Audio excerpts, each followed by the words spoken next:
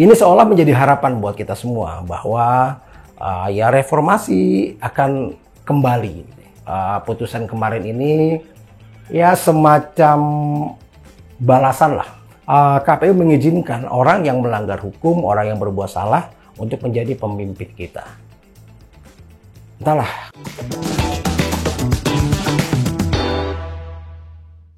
Halo guys, jumpa lagi di Open Your Mind. Kemarin jagat media sosial dan masyarakat kita heboh karena putusan MK. Ya tiba-tiba MK mengeluarkan putusan di mana partai politik bisa mencalonkan sendiri meskipun tidak punya suara di DPRD. Dan batas thresholdnya jadi 7,5% saja. Nah, perubahan batas dari 20% ke 7,5% ini memang merubah segalanya. Ya, jadi PDIP bisa mengusung calonnya sendiri, dan ini membuka kemungkinan untuk Ahok atau bahkan Anies Baswedan diusung oleh PDIP. Lalu dengan adanya penurunan batas threshold ini, maka ada kemungkinan 8 partai bisa mengusung calonnya sendiri, termasuk PSI yang punya suara 7,6% lah, sekitar segitu. Nah, ini seolah menjadi harapan buat kita semua bahwa ya reformasi akan kembali. Saya curiga bahwa ini kok seperti apa ya? Ya gocekan barulah dari penguasa. Atau bisa juga putusan kemarin ini ya semacam balasan lah dari MK terhadap putusan PT UN yang telah memenangkan Anwar Usman. Ya, di mana dalam putusan itu dinyatakan Soehartoyo tidak sah ya diangkat sebagai ketua MK. Ya mungkin Pak Soehartoyo marah gitu. Lalu merasa bahwa kok MK seolah-olah menjadi lembaga yang begitu bodohnya padahal isinya profesor dan para ahli hukum semua.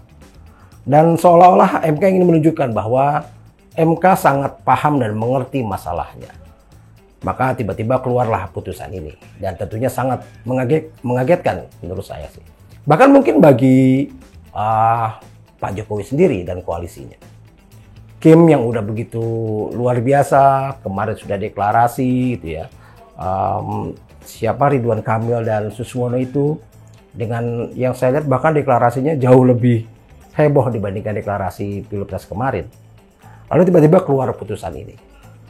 Nah, yang anehnya adalah harusnya putusan ini kan menjadi sesuatu yang menggembirakan buat partai-partai politik gitu ya. Ya kan mereka bisa mengusung calonnya sendiri gitu. Tapi kok sepertinya responnya adem-adem saja.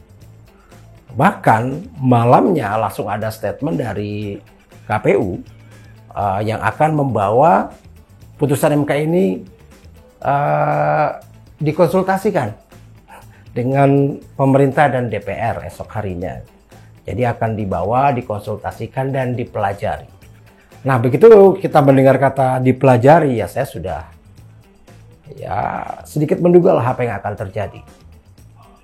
Jadi entah kenapa kok ini harus dipelajari.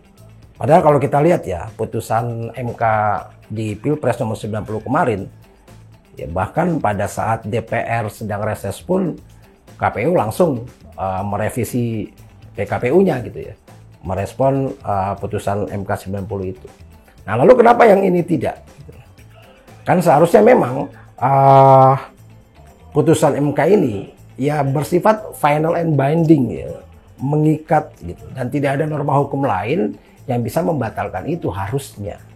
Gitu. Maka sudah seharusnya PKPU dikeluarkan oleh KPU secepatnya sebagai apa ya, implementation regulation gitu ya, peraturan implementasi dari undang-undang ini. Nah, ini saja sudah aneh, dan keanehan dan kecurigaan itu terbukti hari ini dengan apa yang dihasilkan oleh sidang di DPR ini. Ya, kecurigaan bahwa ini akan dikembalikan lagi kepada undang-undang yang lama, batas threshold ini kembali ke Undang-Undang Nomor 40 yang artinya kembali ke 20%, ya akhirnya menjadi kenyataan. Begitu juga putusan nomor 70 tentang batas usia. Akhirnya kembali lagi bahwa yang dipakai adalah putusan MA. yang mengartikan bahwa 30 tahun terhitung pelantikan, bukan masa penetapan. Dan ini pun artinya sudah jelas bahwa membuka jalan untuk Kaisang untuk bisa maju di pemilihan. Saya nggak habis pikir kenapa kok bisa begini gitu ya.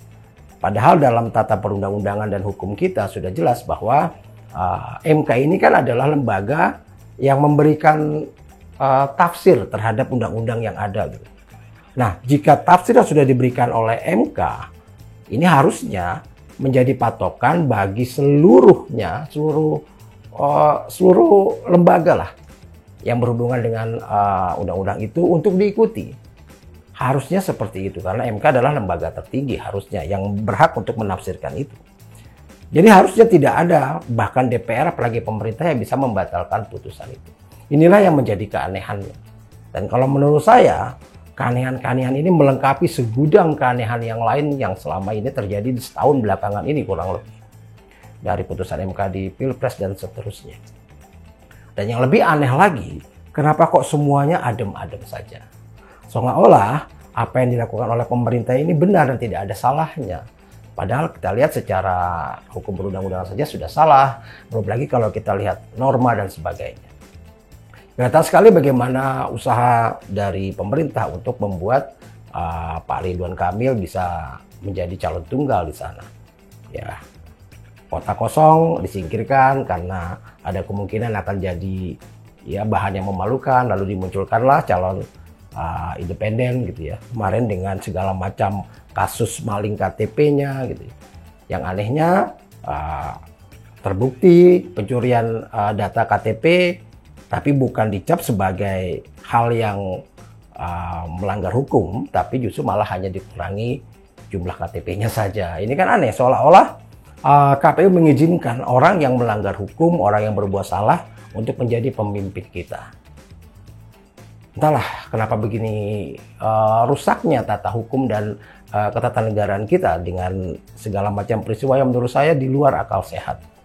Mungkin masih ada harapan untuk bisa mengembalikan reformasi. Tapi dengan suasana dan keadaan seperti ini, sepertinya itu akan lama sekali terjadi.